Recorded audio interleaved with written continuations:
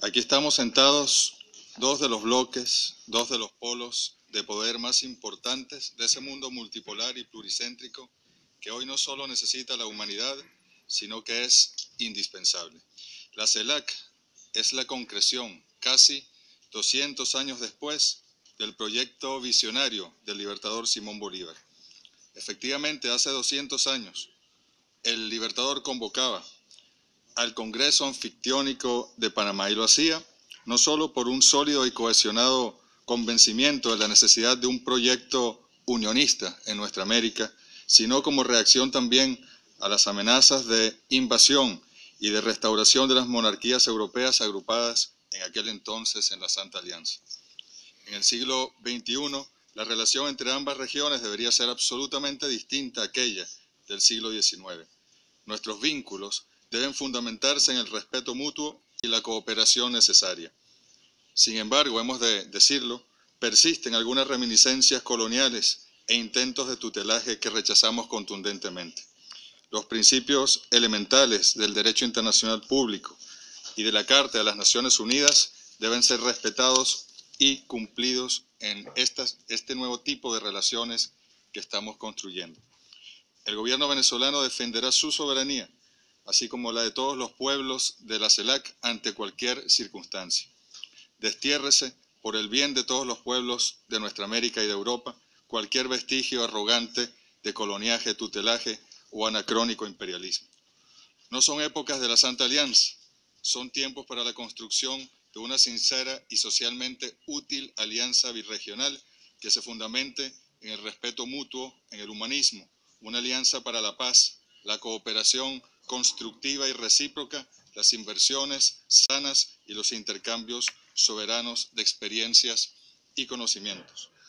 En el año 2001 nos advertía nuestro querido comandante Hugo Chávez que los presidentes corren el riesgo de andar de cumbre en cumbre y los pueblos corren el riesgo de seguir de abismo en abismo.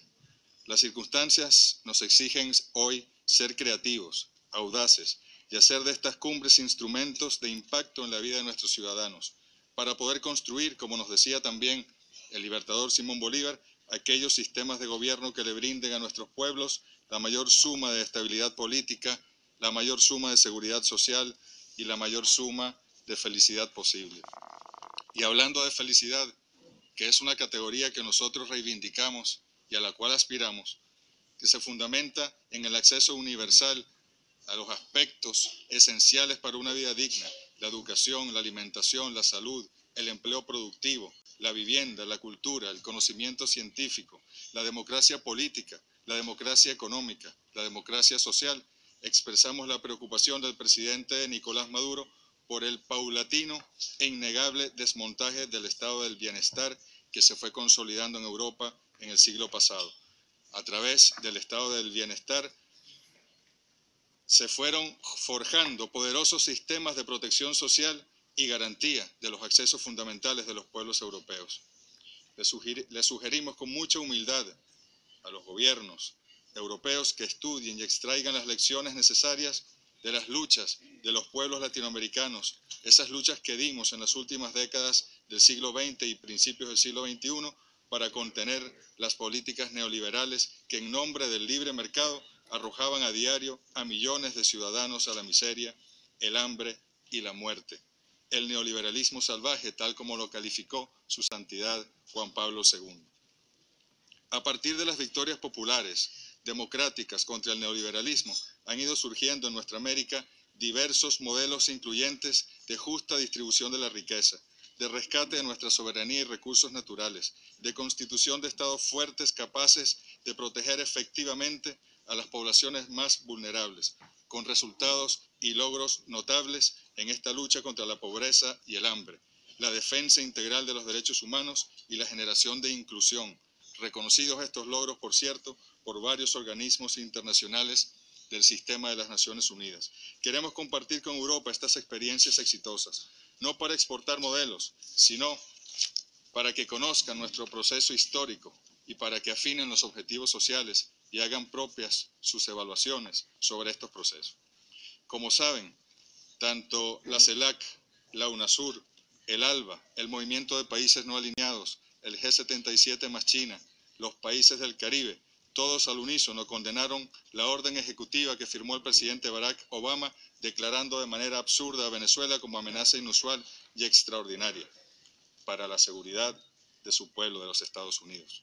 Semejante acción unilateral, injerencista y extraterritorial se convirtió en causa común de lucha de todos los pueblos del sur, y no es en vano que el tema, que no es interno de Venezuela, sino que por el contrario fue tomado como propio por todos los países de la CELAC, haya sido considerado en esta cumbre y haya sido también incluido en la declaración como una preocupación de ambas regiones.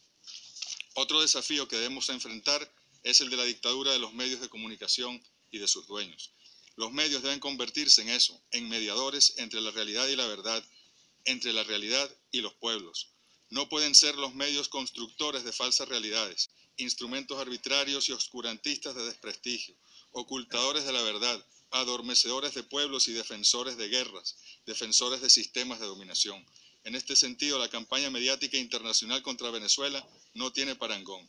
Algunos medios europeos dedican sus portadas, titulares principales, editoriales y reportajes a mentir con saña contra el gobierno de Venezuela y contra su pueblo. Quizás se deba a algunos temores internos de las clases dominantes, que nada tienen que ver con Venezuela ni con su realidad, o quizás sea una estrategia de distracción para que sus pueblos no se concentren en sus problemas y en sus procesos de liberación.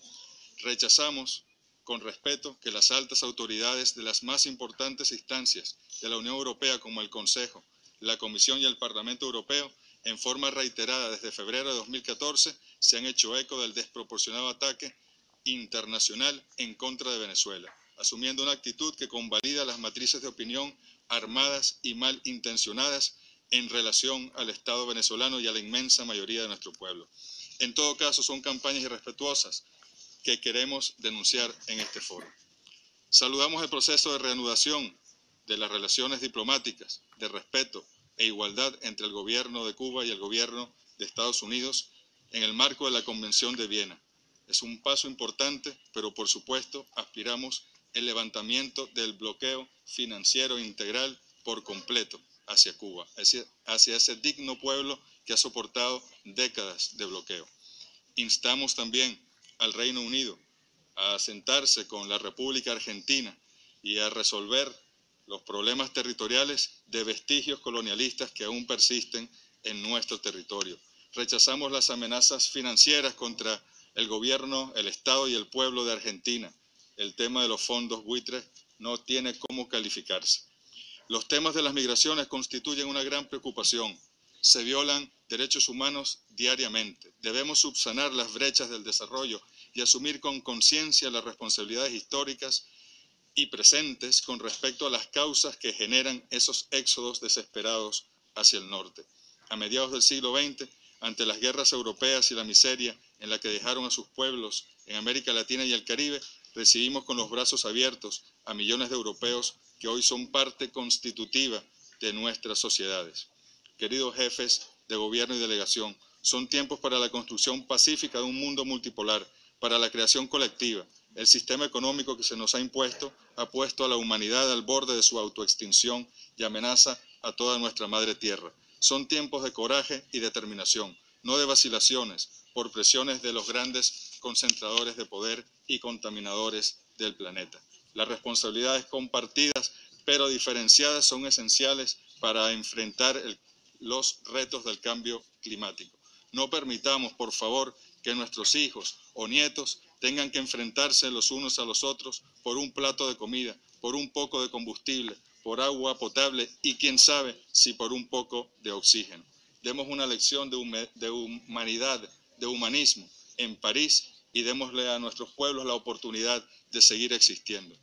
Para nosotros, Haití es un tema siempre importante, una nación con la cual tenemos un compromiso y hacemos un llamado a ambas regiones para que nos comprometamos con Haití, para que nos comprometamos con el Caribe.